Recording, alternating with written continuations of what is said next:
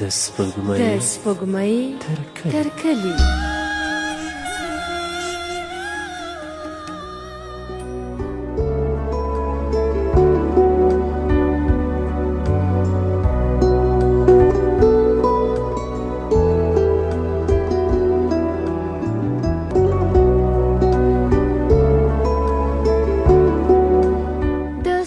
ترکلی خبرونې قدرمنو دوستانو سلامونه مې ومنئ.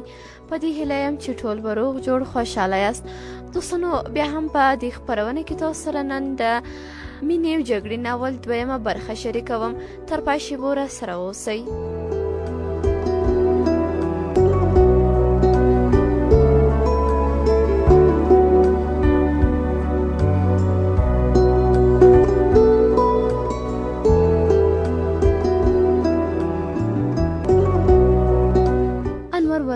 ټول پټی یې وخوړ تیله مړ بولې که زما منې وینې یې ځمکې ته مه پرېږده. د رود له خوا ډزې غلي سوې. د سړک له غاړې یو تن چې لاسونه یې پورته نیولي ول د دوی لوري ته رامنډه کړه، خو د شا له خوا پر ګولۍ ولګېد او ځای پر ځای ولوېد. یو بل له ټانک نه ځان راواچوه او مخامخ د جیبه په لوري منډه کړه. له هرې خوا پرې د کارتوسو باران جوړ سو. هغه د وښو په منځ کې ولوېد او دا نورو هم ورپسې منډه کړه، خو څوک عمله نه و تللی چې ځای پر ځای ولوېد. اوس نو یوازې له یوه ټانک نه ډزې کېدلې. ملک او دور محمد ورو ورو ځانونه ټانک ته ورنږدې کړل. څو شېبې وروسته له ټانک څخه لمبې اسمان ته پورته سوې. دوه کسه په وښو کې پټ ول، د جیبې له بېلې غاړې پورې وتل. له کوچنۍ کلا څخه پرې ډزې وسوې، خو لکه چې ور ونه رسېدل. دواړه د ختیځ په لوري په منډه وسول.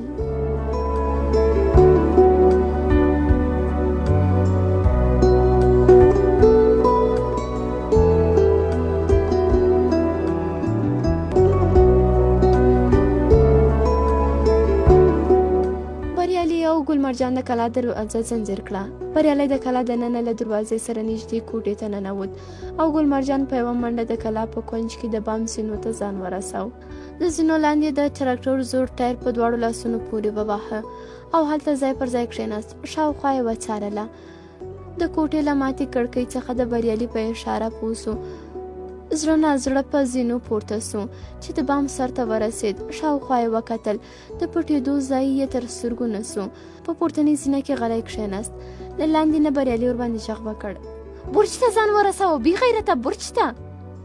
ګل مرجان د بام پر سر نظر ورځغلاوه. برج یو بل پسې د قطار بامونو په پای کې د کلا په بل کونج کې و. ګل مرجان له ځان سره فکر وکړ: عجب سړی دی، فکر کوي چې اوس هم قمندان یم. دا غوی نه پوهیږي چې د کلا تر بل کونج پورې قطار بامونه له څومره خطره ډک دي. بس په پولیس راتېرېدل دي. که په دې کوټو کې یو کس وي بیا؟ خو چې خپل ځای ته یې وکتل، تر بامونه هم خطرناکه ورته ښکاره سو. ځان ته یې خندا راغله.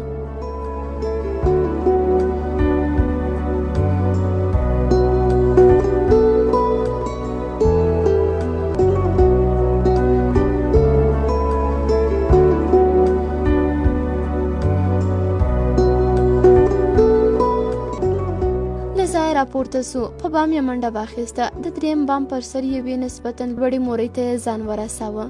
څو شېبې د مورۍ تر څنګ کښېناست. د کلا منځ یې تر نظر تېر کړ. په یوه منډه یې ځان برج ته ورساوه. بریالی د کادانې بام ته پورته سو. د کلا له دیواله یې شاوخوا وڅارله. په سړک د پوځي کاروان د ځینو وسایلو لوګي پورته کېدل. ورنه یوازې په وسایطو بلیدل، بلکې شاوخوا په نورو ځایونو کې هم لوګي او لمبې تر سترګو کېدې. د دوی ترڅنګ په کوچنۍ کلا کې هم اور بل و او لوګي یې هوا ته پورته کېدل. بریالی چې په زینو کښته کېده، ګل مرجان ته یې غږ کړ: ډزې به نه کوې، زه هم درځم. بریالی د کلا په کوټو کې داسې په سړه سینه ګرځېده لکه چې خپل کور یې وي او له اوږدې مسافرۍ وروسته بیرته ورته راغلی وي. په دالان کې د تناره سرپوش ایسته کړ. تنور تود و. تور خیرن چایجوش په یورو کې ښخ سوی و. داسې معلومېده چې د کور خاوندان به څو ساعته د مخه له کوره وتلي وي. د کلا په دیوال دوه کوترې ناستې وې. سرونه یې له ویرې جګ نیولي وو. غومبر یې نه واهه.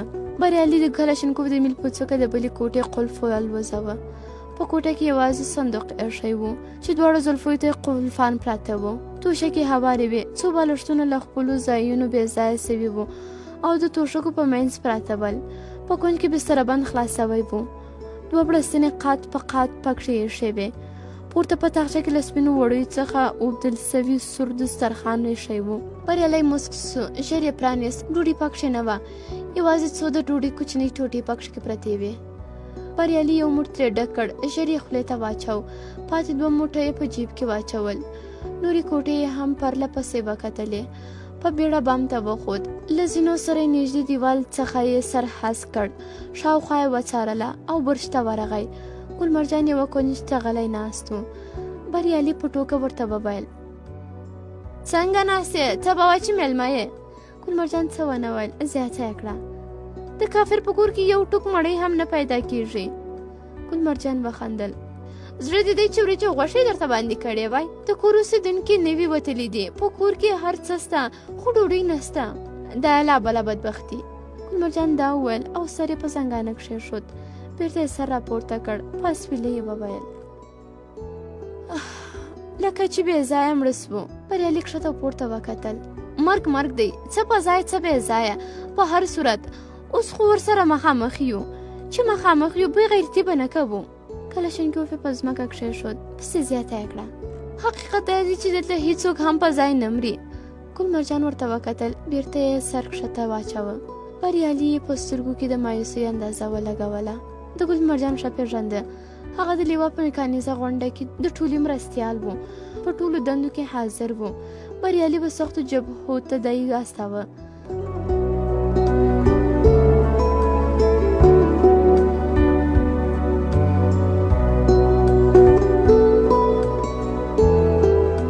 بریالي له ځایه ولاړ سو. له کړکۍ څخه یې شاوخوا وڅارله. د کاروان ټانګونه او زیرې پوشان هماغسې سوځېدل او مجاهدینو ډزې پرې کولې. بریالی په ټیټه ملا په برج کې ګرځېده. برج 2 کړکۍ لرلې، خو کړکۍ لا له لومړي سره نوې پکښې ایښول سوې. داسې څرګندېده چې د کور خاوند په برج کې ازوغ او رشقه ایښوده، ځکه د برج په غولي د وچې رشقې میدګي او خځلې لیدل کېدلې. بریالی د ګل مرجان خواته راتېر سو. په مټ یې وټاپوه: ملګريه، مورال بللی راته ښکارې. یاره که رښتیا درته ووایم، اولاد رښتیا د دین دښمن دی. کوچنی زوی مې ډېر یادېږي چې راتلم له غېږې مې نه کښته کېده. بریالي وخندل: دا دی، دوی هم د دین په دښمن پسې ګرځي. د ګل مرجان سترګو ته یې وکتل. زیاته یې کړه: غم مه کوه، داسې مورچل مو پیدا کړی دی چې ضیاءالحق هم راسي. 1 میاشت مو نسي ترې پاڅولی. ګل مرجان پر کښته پورته ورته وکتل. په زړه کې یې غوسه ورته راغله.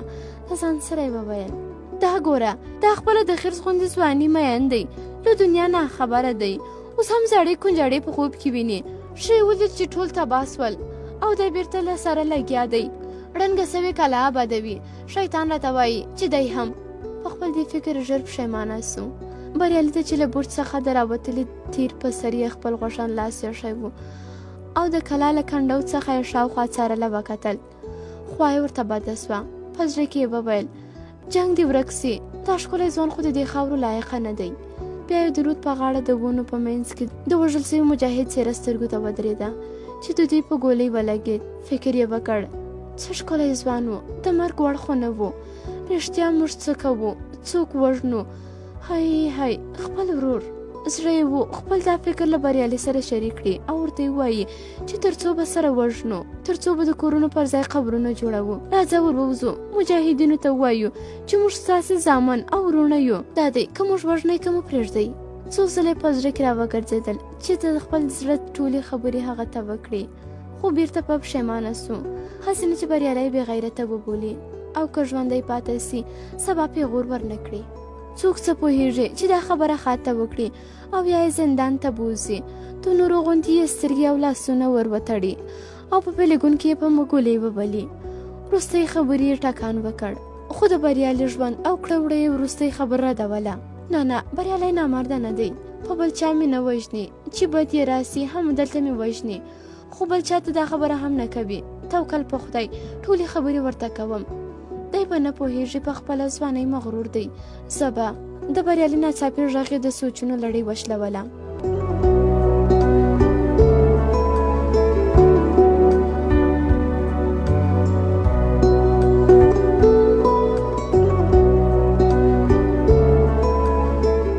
امر صاحب تخنیک به دې نه وي لیدلی چې مړ به وي که ژوندی؟ نه والا، عامر او پرازیون مې ولیدل، بیچاره لکه چې شهیدان سوي دي. رښتیا وایې؟ پام مې نه دی کړی. د زیرپوش خواته یې مړی پروت و، ممکن هغه به و. زه د خپل ځان په غم کې وم. هغه زما عسکر هم. د الوتکو غږ یې تر غوږ سو، خپله خبره یې پرېښودله، په خوښۍ یې چیغې کړې: هغه دی، ولا تیارې راغلې. پورته یې وکتل، الوتکې له لوړې فضا څو بمونه خوشې کړل. یو بم په رود کې ولګېد. پورته ژرندو سره په دښتو کې هم څو ځایه دوړې او ګرځونه پورته سول. الوتکې د سترګو په رپ کې الونیا سوې. بریالي په خوشحالۍ وویل: اوس نورې هم راځي، انشاءالله. اوس یو څه کېږي، که دا ورغلې زه او ته هم ځانونه یوې خواته باسو. خو په خبرو کې پخوانی قوت نه لیدل کېده. په سختۍ یې خپلې وچې شونډې خوځولې. ګل مرجان ته یې وویل: څنګه وږی خو به نه یې؟ که رښتیا درته ووایم، اصلا وږي بې حاله کړی یم. بریالي جیب ته لاس کړ، د وچې ډوډۍ یو موټی اتامونه یې په لپه کې ور واچول. په مسکا یې وویل: دا دې واخله، تور توتان تر تا قربان. ګل مرجان په بیړه خولې ته واچول. بریالي د ډوډۍ نورې ټوټې هم له جیبه راویستلې، نیم یې خپله وخوړلې او نیم نور یې ګل مرجان ته ورکړلې. دواړه وږي ول. بریالي د ګل مرجان په اوږه لاس کښېښود، ویې ویل: غم مه کوه، اوس به داسې ډوډۍ درته پخه کړم چې په کور کې به دې هم نه وي خوړلې. او له دې سره د تنارې خونې ته په کښته کېدو سو. پټې زینې چې ورته نږدې وې تر اوسه پورې نه وې لیدلې، لاندې کوز سو. د کندو سرپټي یې ایسته کړل. کندو له اوړو ډک و. خوره یې راواخیست، په مالګه پسې یې وګرځېد. پیدا یې نه کړه، ښه ډېره اوړه یې لانده کړل. لږ یې راواخیستل، ویې څکله ممکن نه و. په نورو خونو کې په طبخي پسې وګرځېد، په سترګو نه ورغی. خلک حیران ودرېد، که یې په تناره کې پخوي ټول به چکېده سي، ځکه له یوې خوا خمیره سوي نه ول او له بلې خوا ډوډۍ کله تنارې کې نه وه پخ کړې. چې خپلې لوږې ته یې پام سو، نو د کلا په کونج کې یې پراته بوټي او چاپکې راواخیستل او ترانه ته یې اور ورته کړ. د اور خونه ټوله وپلټله، اورلګیت یې پیدا نه کړ. ګل مرجان ته ورغی، د اورلګیت پوښتنه یې ترې وکړه، هغه هم نه درلود. بیرته بیا په نورو کوټو راسم سو. ټولو کوټې یې وکتلې، اورلګیت یې ونه موند. دالان یې وریاد سو، ټول دالان یې وکوت، ان د دالان بازوان یې هم له نظره تیر کړل، خو اورلګیت یې ونه موند. په ناهیلۍ برج ته پورته سو. ګل مرجان یوې ګوشې ته غلی ناست و، څار یې هم نه کاوه. د بریالي په لیدو له ځایه وپاڅېد. پیدا دې کړ؟ نه، د کافي په کور کې اورلګیت هم نسته. نو اوس به څه کوو؟ نه پوهېږم. ګل مرجان په خوښۍ وویل: بل چل به وکړو. څه به وکړو؟ هغه په کونج کې د بوټو کوټه به د رسام په مرمۍ وولو، چې اور یې واخیست، لږ اور به ترې یوسو او په تنارې کې به اور بل کړو. نه نه، دا د نظامي تاکتیک له نظره غلط کار دی.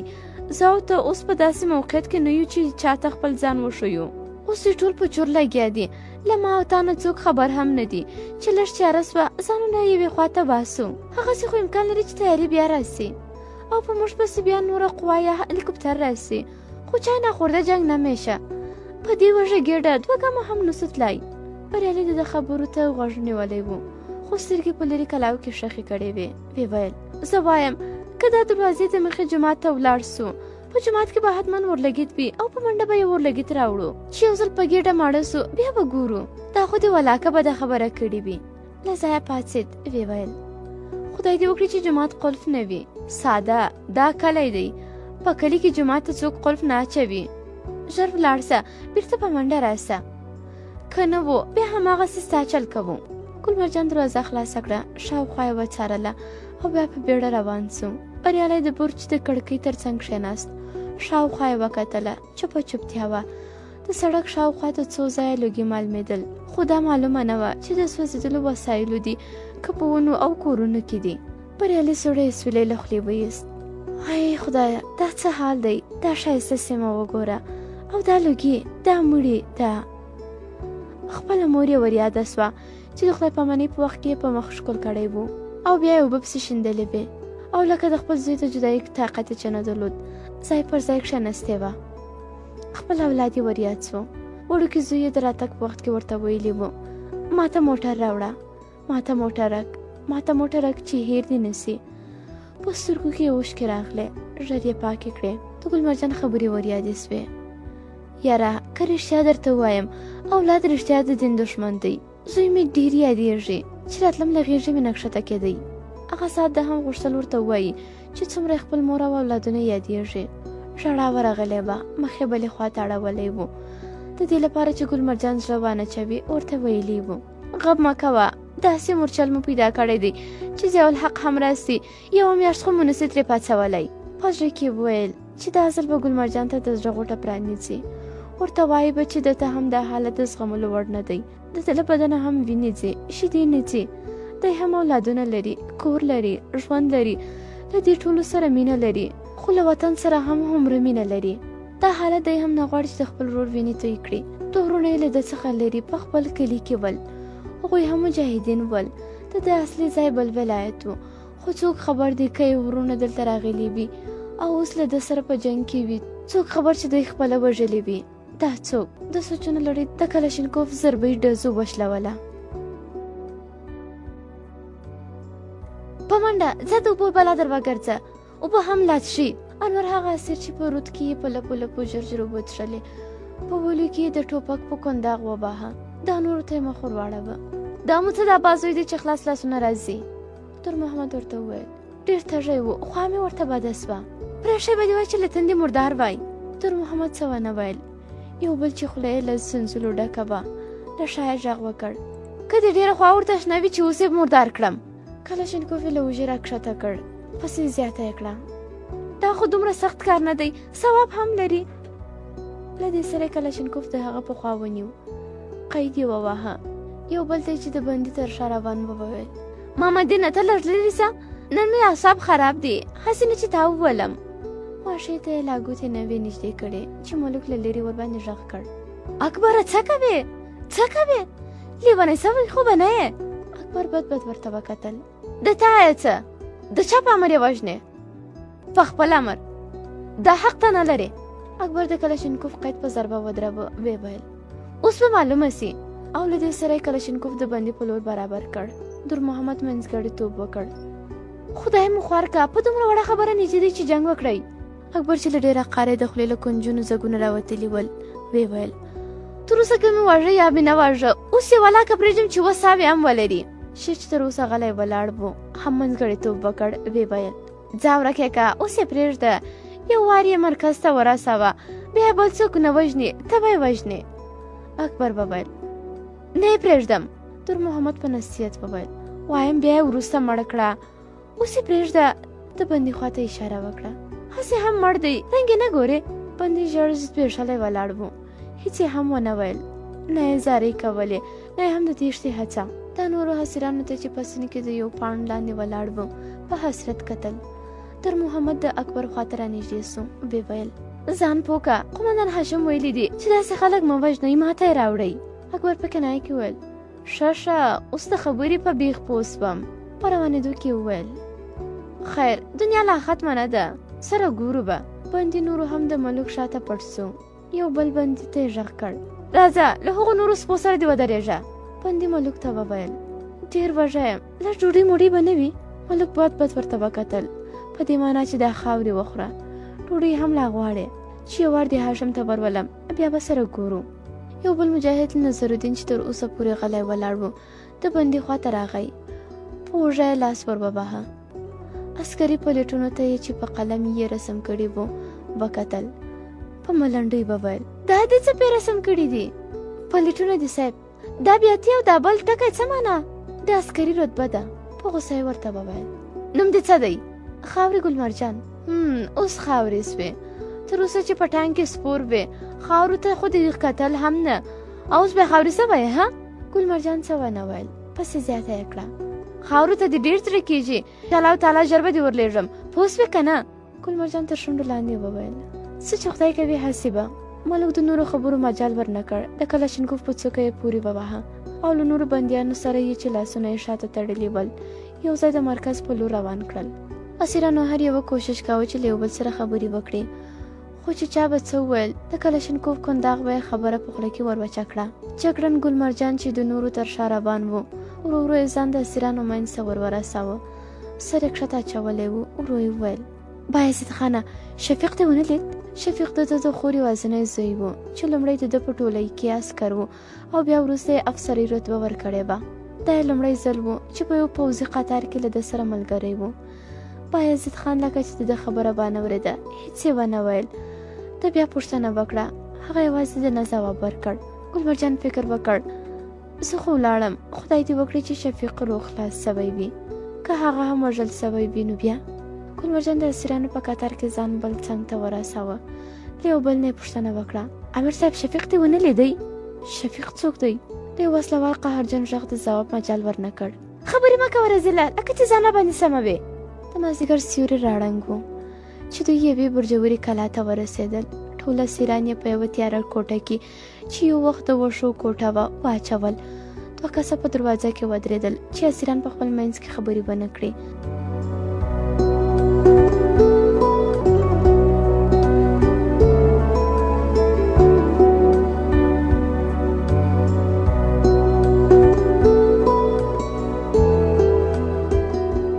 په بمباري کې د مرکز پخوانۍ کلا بمباري سوې وه. د کلا یو برج وران و او نورې کوټې هم یا ورانې وې یا یې کړکۍ ماتې وې. 3 کسه مجاهدین چې د مرکز د ساتلو لپاره پاتې ول د بمباري په وخت کې له کلا وتلي ول او د کلا خواته په زړو دوکانونو کې اوسېدل. ملوک اسیران په نورو وسپارل او په خپله له ملګرو سره خپل مرکز ته ولاړ. دا مرکز هم په یوه کوچنۍ کلا کې و. په دې کلا کې هغه وسلې او مهمات ساتل کېدل چې له پاکستانه په کچړو راوړل کېدل او بیا د دوی د تنظیم نورو ګروپونو او مرکزونو ته ویشل کېدل. دا کلا د ګڼو ونو په منځ کې وه. له یوې نیمې میاشتې راهیسې ملوک او 6 کسه نور د وسلو د ساتلو لپاره دې کلا ته راوستل سوي ول. ملوک او دولت خان به شپه ورځ دلته وو. د دولت خان پلار لا په اول کال حکومت وړی و. د بل ورور هم درلود چې اوس پنجاب ته د مزدورۍ لپاره تللی و.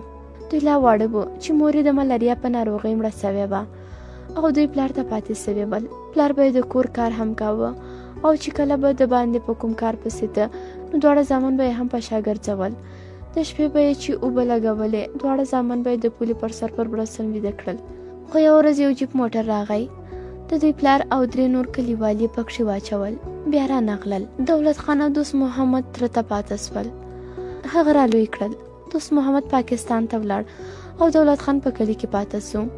دوست محمد خان بیا کلي ته رانغی خو په پسرلي به له پاکستانه مسافر راتلل. نو خپل ورور دولت خان ته به یې جامې واسکټ او څپلۍ او کله کله پیسې رالېږلې.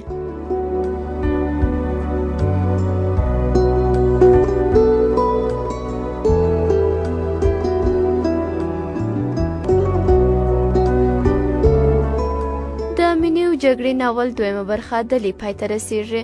تر بیا د خدای په امان.